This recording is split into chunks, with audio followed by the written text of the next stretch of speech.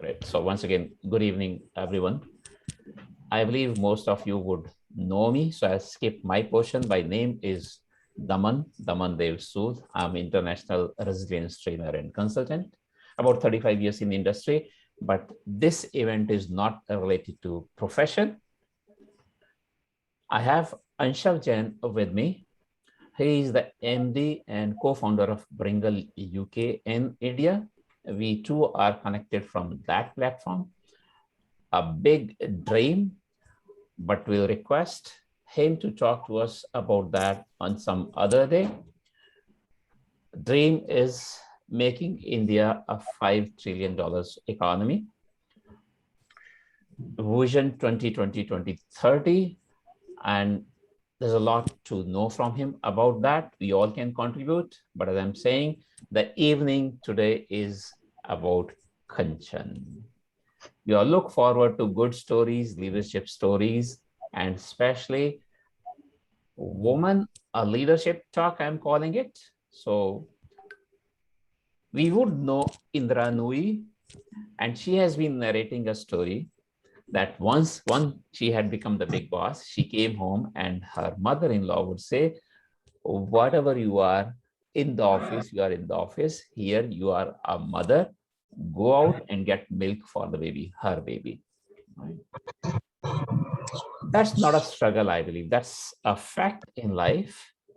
But if you want to say hardship and struggle, then one example I would say is we have with us this evening Kanchan. Her story, that's what the evening is about. With this, I'll hand it over to Anshav, who is going to be moderator this evening, and then Kanchan. Go ahead, please. Thanks, everyone, for logging in. Thank you so much, Daman, and it is my pleasure today to moderate this session for Kanchan. Daman, why don't you mute everybody? I will do that. Yes, I will do that. वो तो दे तो दिया था पापा ने और मांग रहे था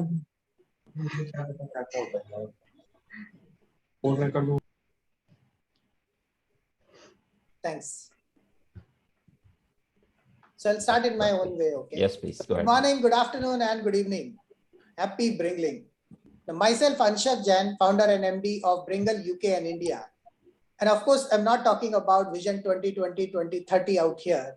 But yes, it is going to be a very, very important session from that perspective. As Daman said, Indra Nui once said, and I really follow her and admire her. She always says in her interviews, and I was watching her one of the interview, wherein she specifically mentioned that women are literally leading up the career or the corporate career, or they're leading the corporate journey now in a very, very, very most effective way, I would say that. In fact, as per her, most of the corporates or the big companies, they're now looking to employ women because of their better leadership traits, because of their work-life balancing aspects, and the way they kind of perform. And in fact, one of the business operations which she's trying to work is by supporting, and I think I'll talk about that little later. One of the major reasons why women are not able to get into the corporate world or continue their journey into the corporate world, leave their journey in between because of the children requirements or the family requirements, and then they have a lot of other gaps into that.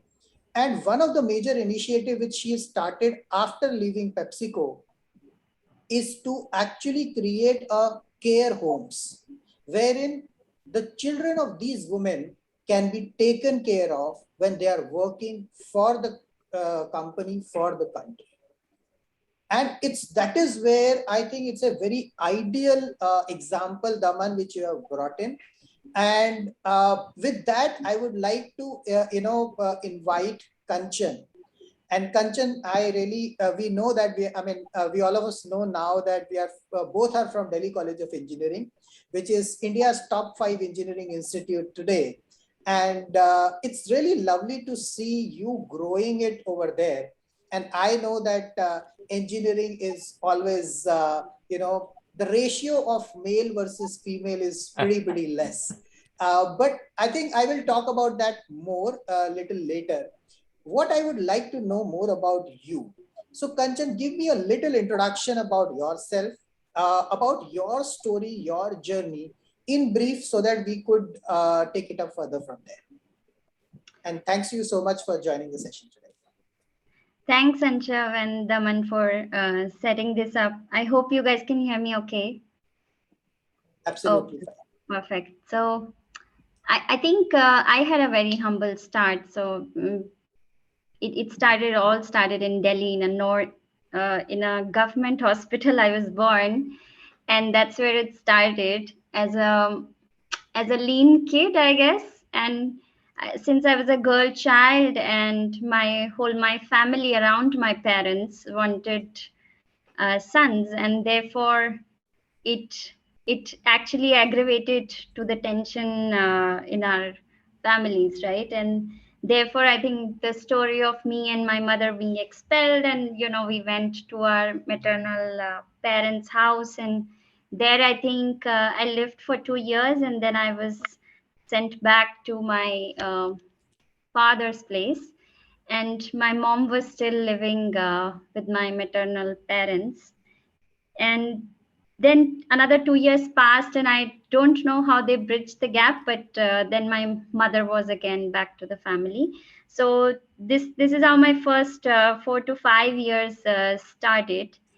And just the, I think from a context perspective, we my grandparents actually were displaced at the time of independence from the province of Punjab, and then they started or restarted their journeys back in India. So that's how we were, but we were still very traditional, and in terms of mindsets and and the whole family environment, I think. So that's how the journey started. Uh, my father was into income tax at a clerical post, and my mother was a housewife. I mean, she was very educated, but she was never allowed to work. So that's how they were. And then the journey went on. I started my school life. I went to local school up to fifth standard.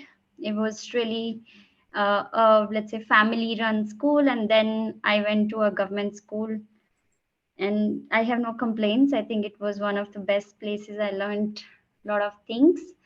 And then when I was in 11th standard, so basically in the 10th standard, I topped my school, and my principal somehow wanted to invest in me, and she actually talked to one tuition teacher who was very famous in around our area, and it was always, let's say, a queue for him, for him to get the students, because he had limited capacity and more students to join, because he Right. was bringing good results. And that's where my principal and the tuition teacher somehow partnered, and they all both believed that they want to invest in me.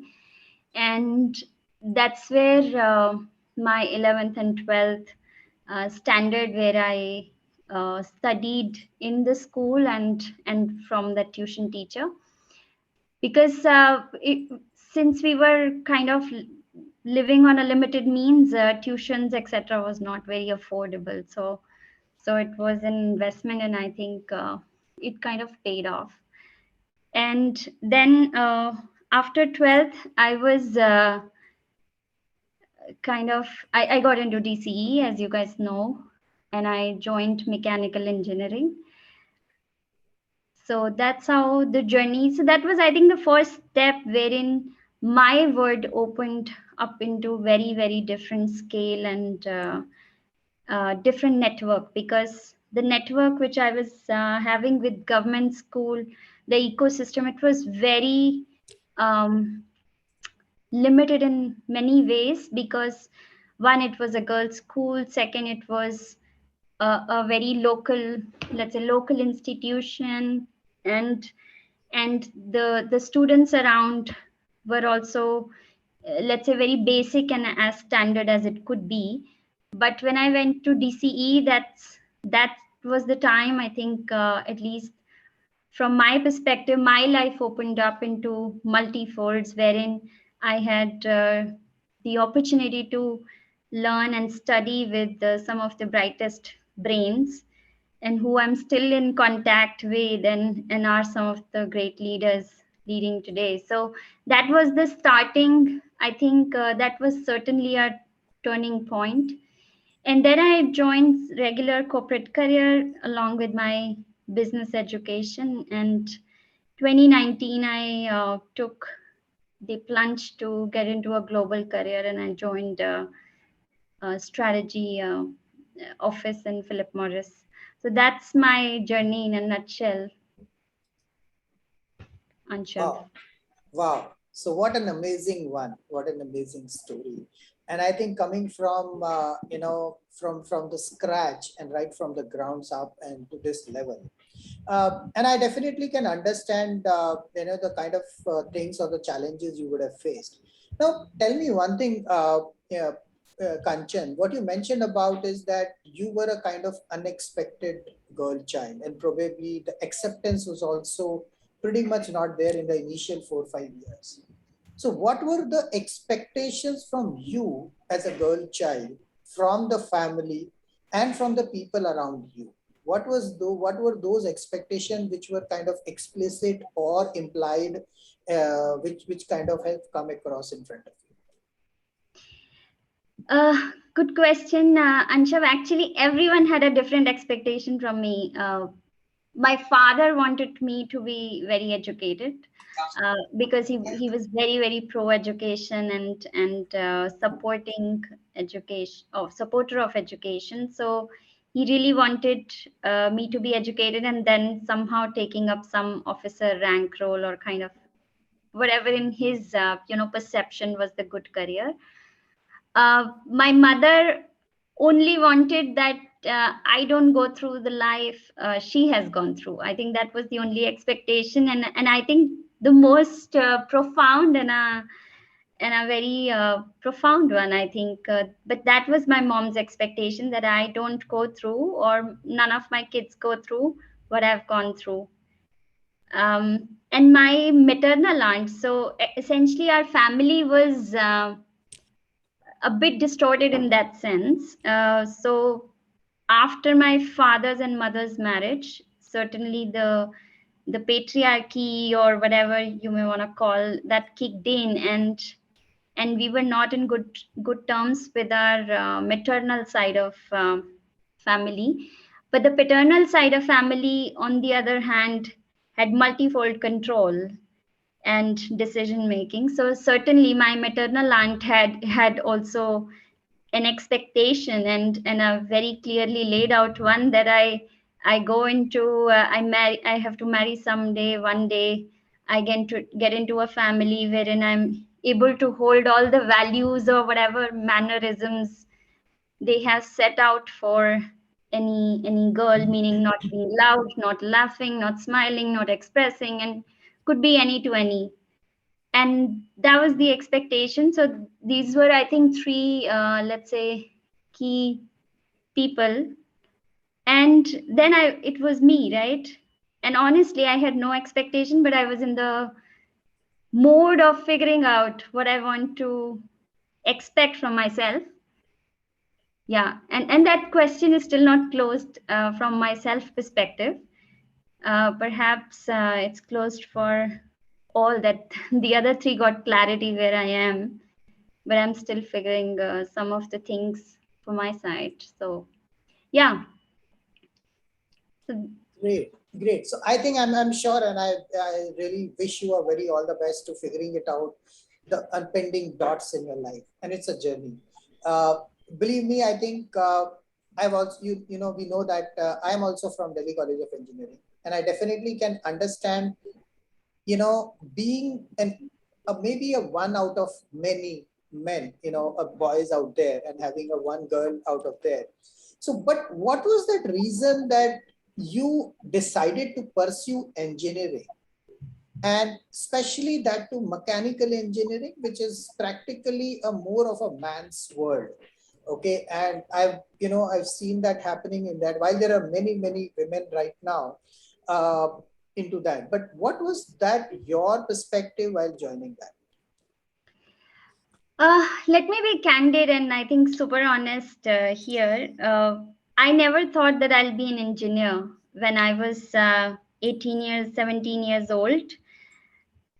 As I mentioned about my tuition teacher, so after my last exam, I bumped into him about telling him about, okay, all my exams went well and now, and there was a physics teacher who was listening to us and he comes to me and says, so what's next in your life?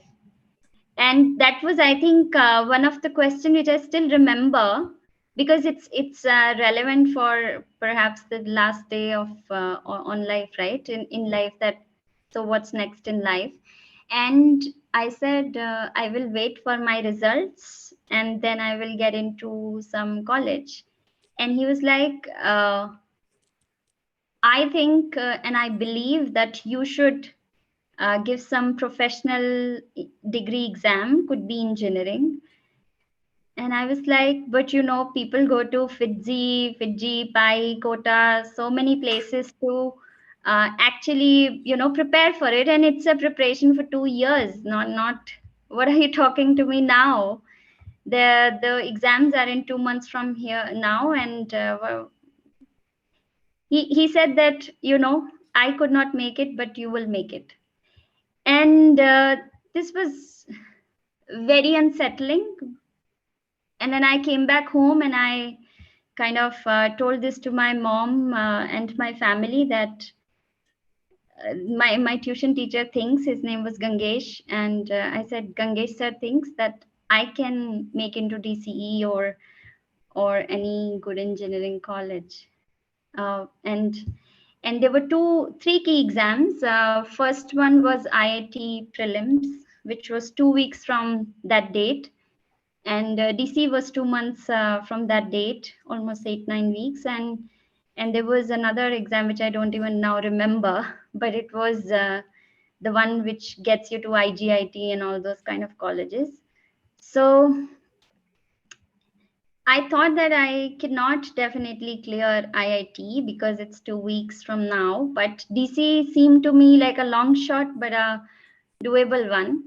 So that's where I think all my family actually came together because I put down a plan for next 8 weeks. It was very rigorous. It was 18 hours every day, out of which 16 hours of study, 1 hour of whatever meals and shower and stuff, and 1 hour for my prayers and step back reflection.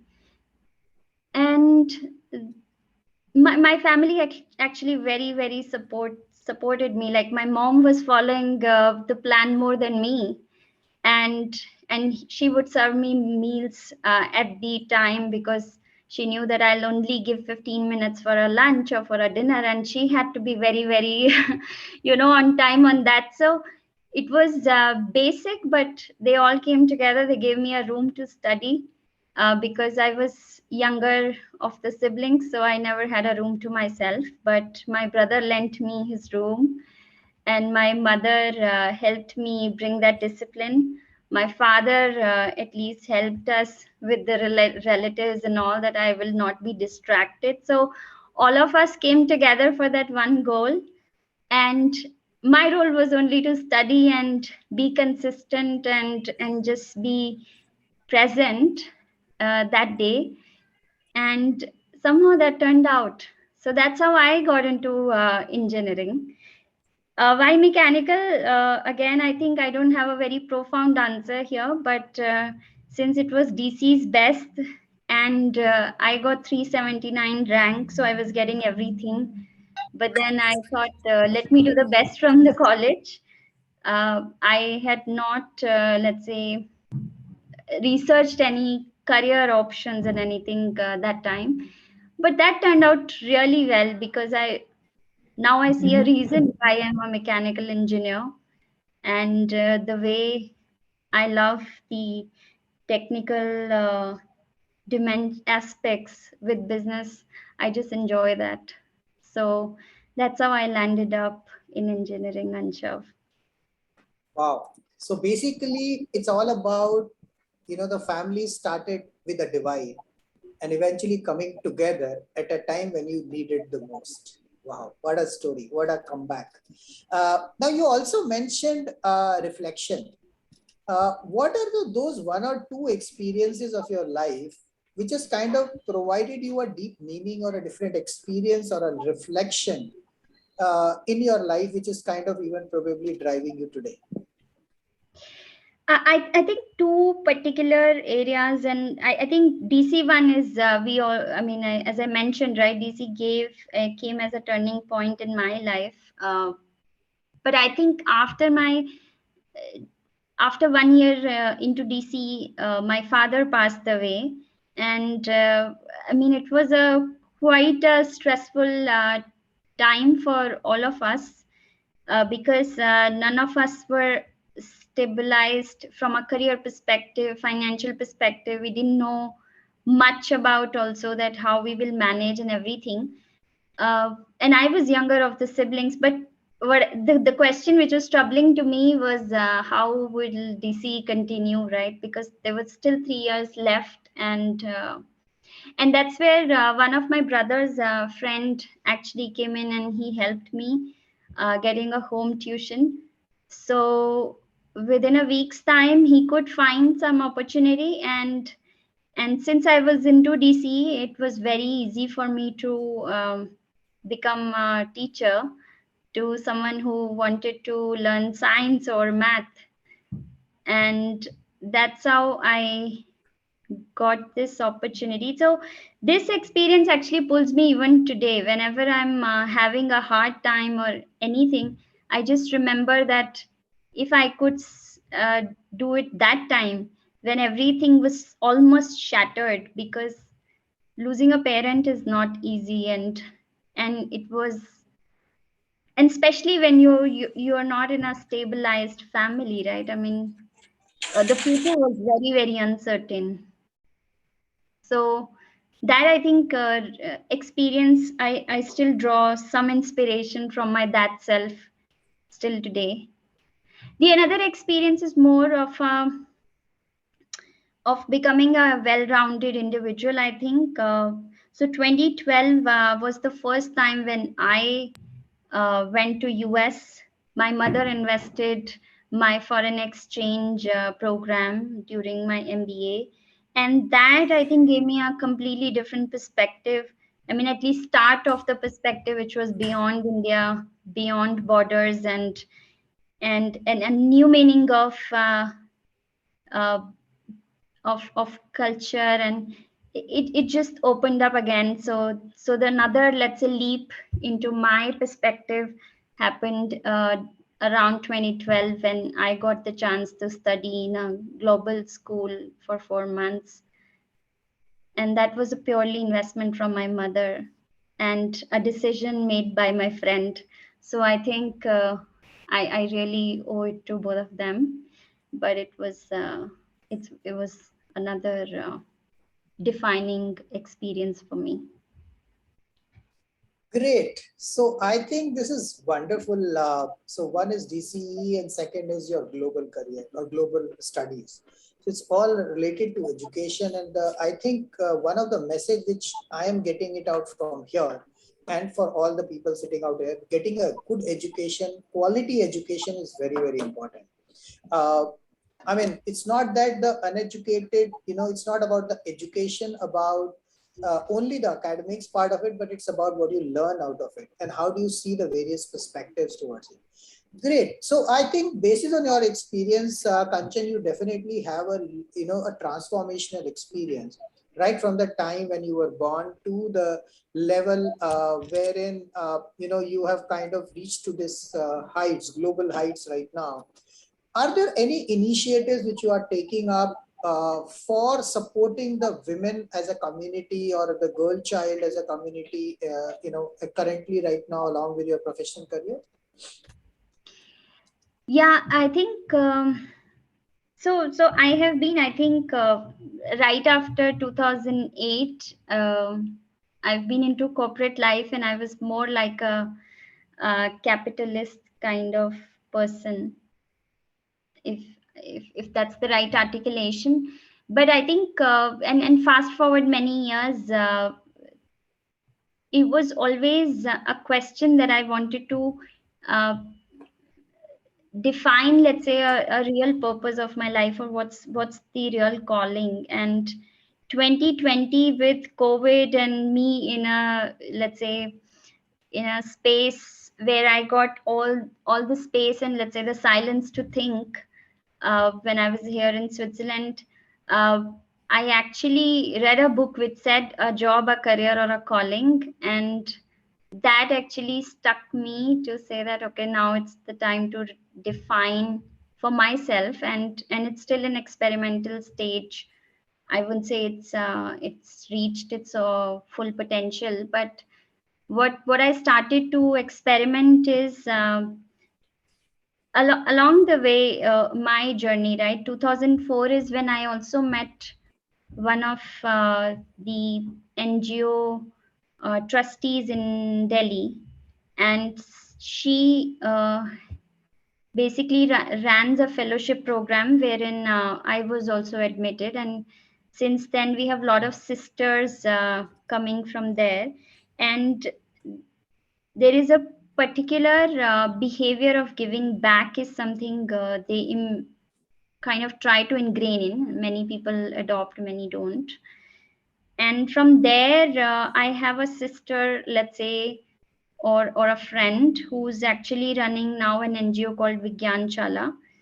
And last year, I actively partnered with them as a strategic advisor. And now her name is Darshana. So Darshana and I are co-leading the vision and strategy for Vigyan Shala.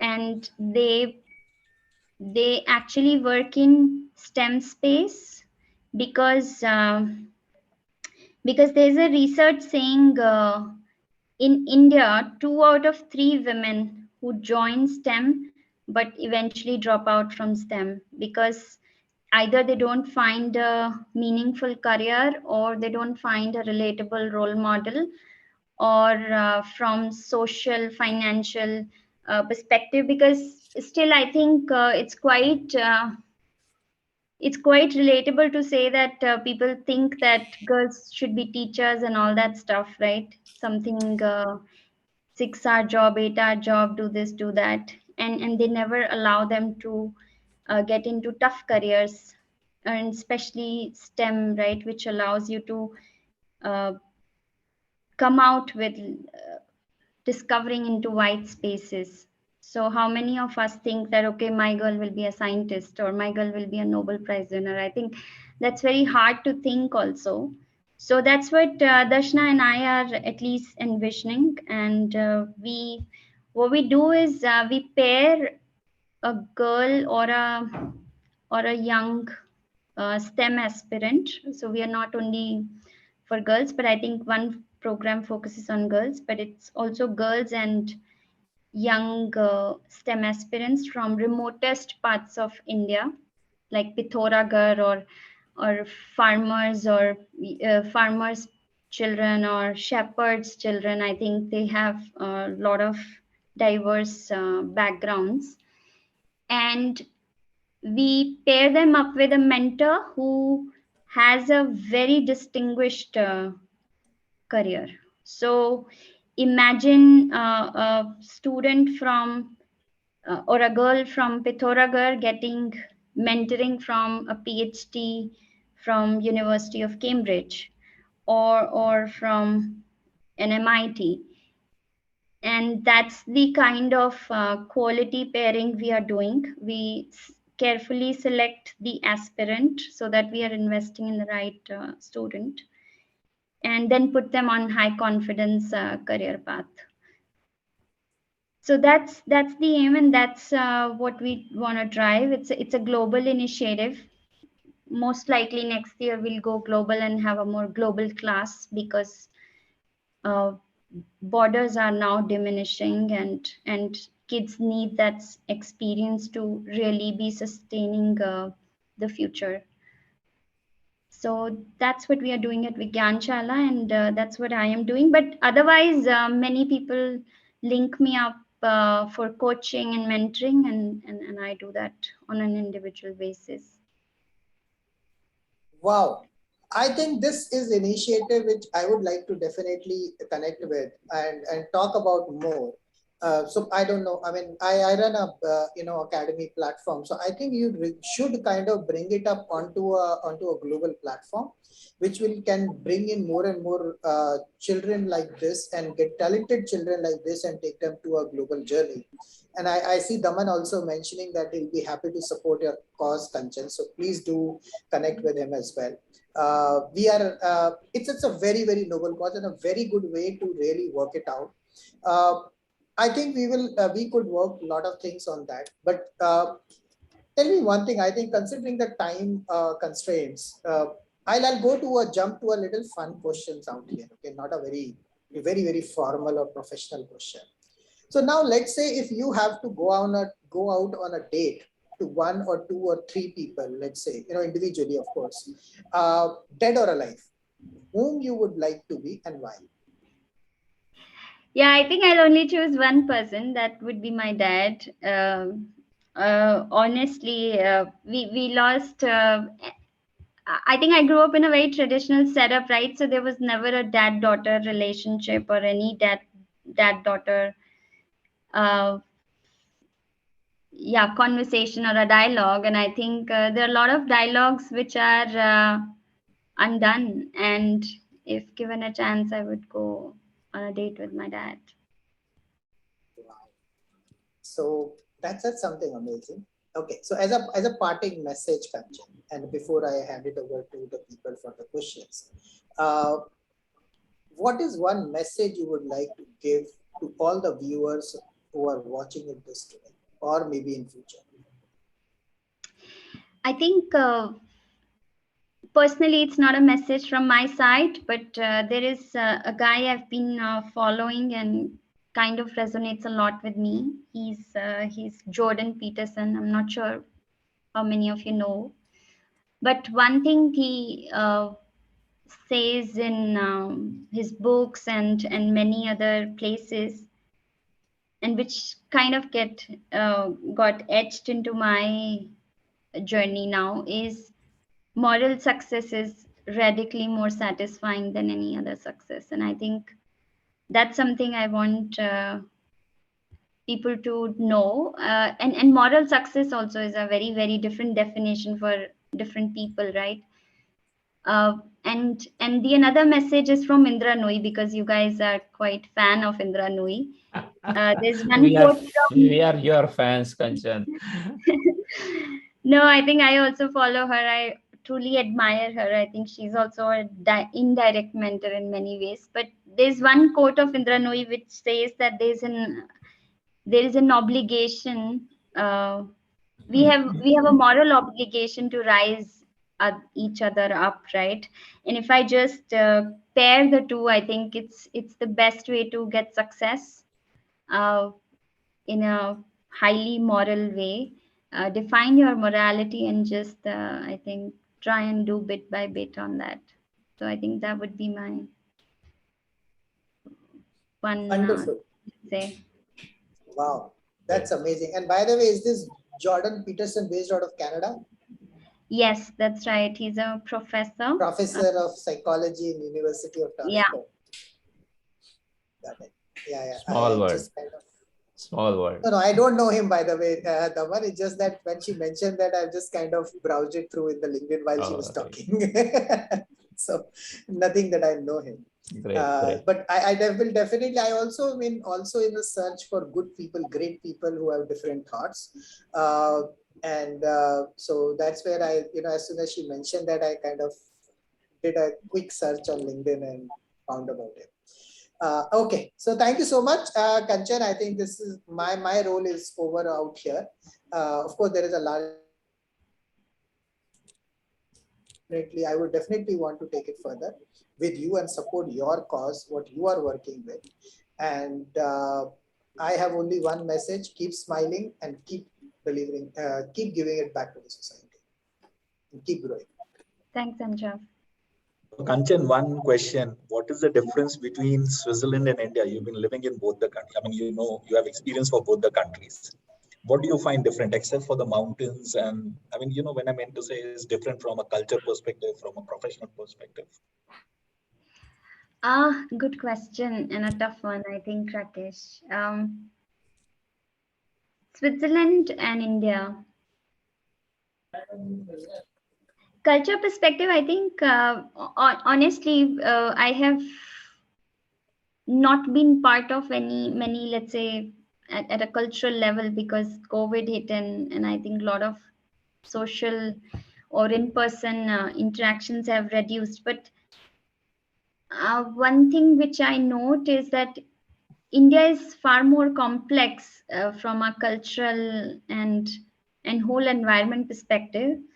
At least here, from my perspective, I could find a space and silence wherein I could operate and be more, let's say, more simpler life. I think from a cultural perspective, it's like one culture, you follow the rules and you're good to go. But India is, I think, a lot more complex and hard to decode also many times. That was one part. Rakesh, what was the second on which? Professionally. Professionally, actually, the other way around, because in India, I think I knew how to play the game. In Switzerland, I think it's, and particularly Philip Morris, the company I work for, the people from 140 countries and from all the backgrounds and whatnot you can imagine. It's the complexity has definitely increased because the rules and let's say the unsaid, undefined behaviors, rules are still not fully known to me. I'm figuring out. So that's how I see, I think. Great. Thank you very much. The evening was towards women leadership. We had Diffie joined us, a female professional from UK. She has left. We still have Divyani Sodhi and we have Milena. So if first you want to switch on and say a few words, please, Divyani and Milena.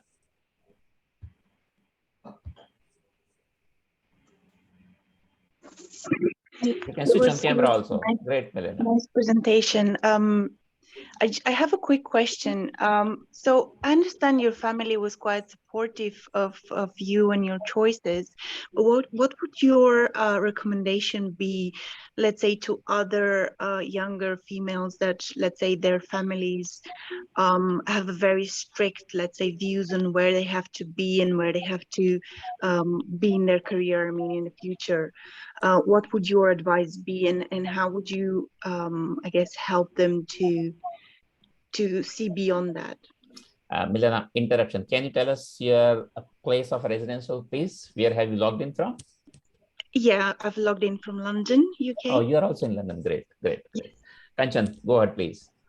Yes, Milena, I think this is quite, this question comes quite a few times when I mentor a lot of girls in as part of Vigyanshala as well.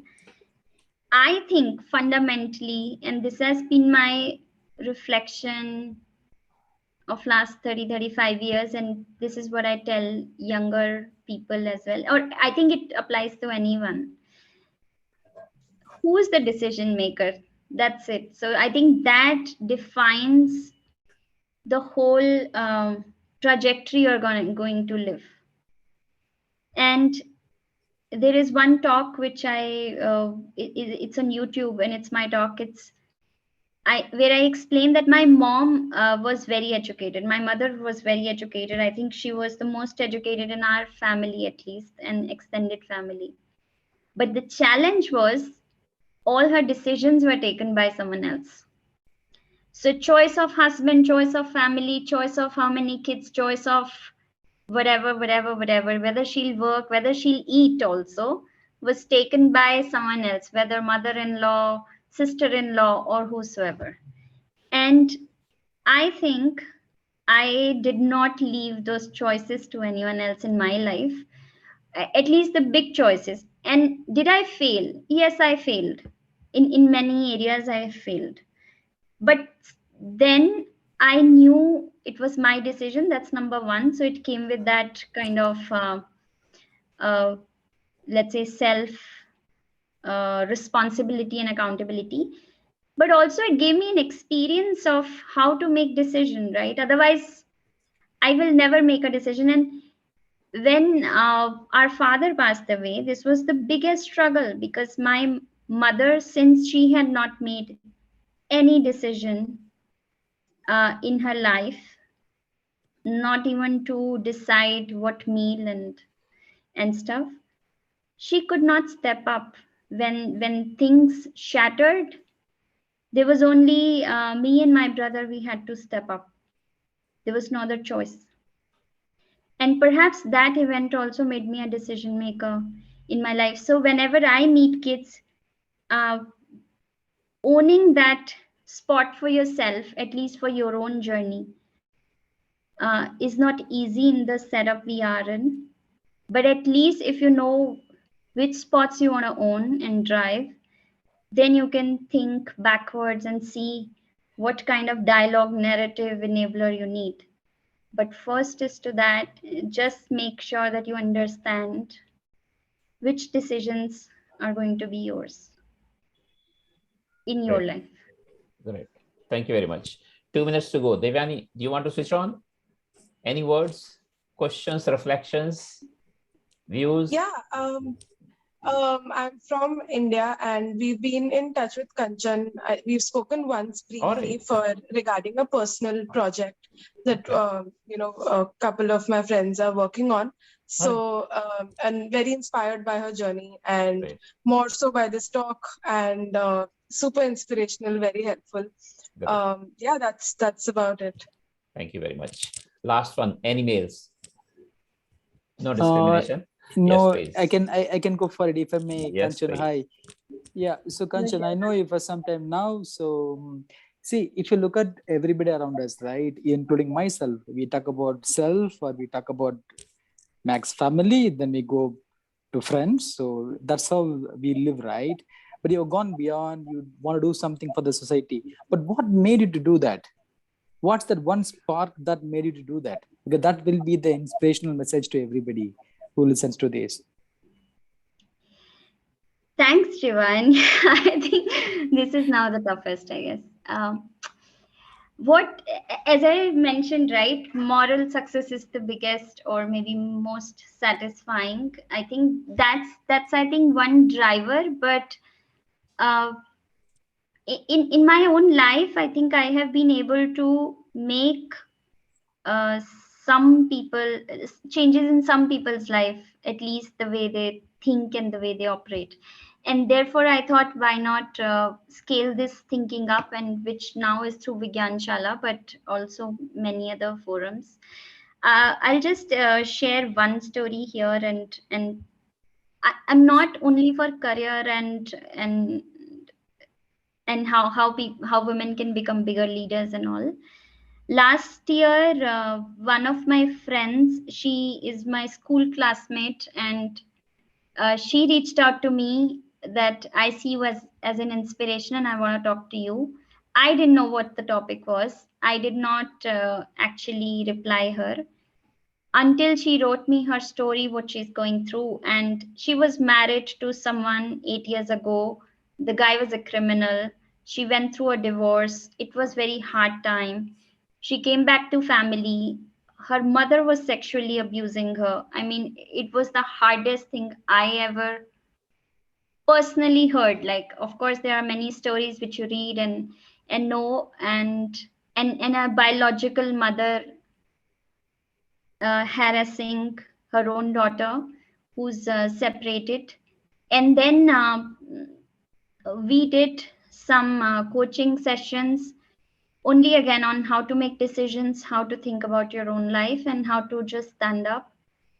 And 6 months later, and we are still in touch, but she tells me that I don't need you because I have cleared up my mind.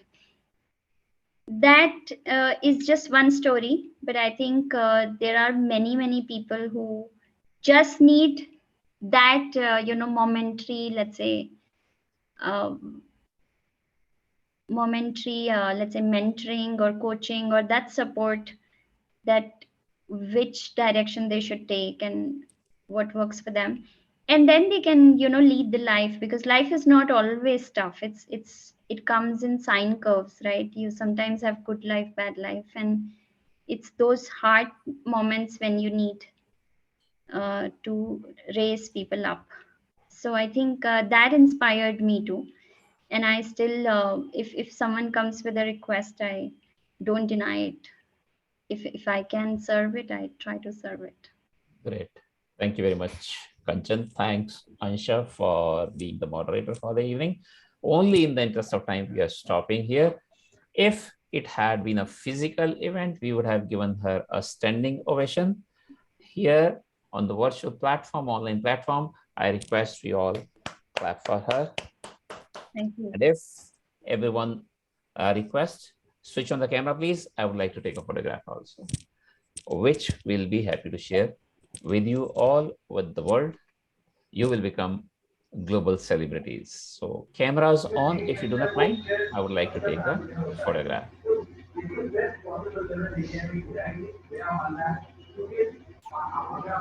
Elena, thank you very much. Harsh, Rakesh, CP, we wouldn't be able to catch the full name, but Vivek, Sushara, if you want to switch on the cameras, next few seconds, I'll wait. And here we go. Please give me the best smiles you can. Thank you very much. Thanks to you all also for sparing time and participating in this. With a request, if you know any other such stories, please let me know. I'll be happy to host. You may have your own story. You may know someone else who has such stories. We'll be happy to bring those also to the rest of the world.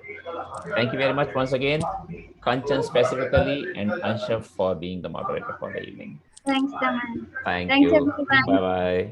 Thank you. Bye-bye. Have a nice weekend. Thank you.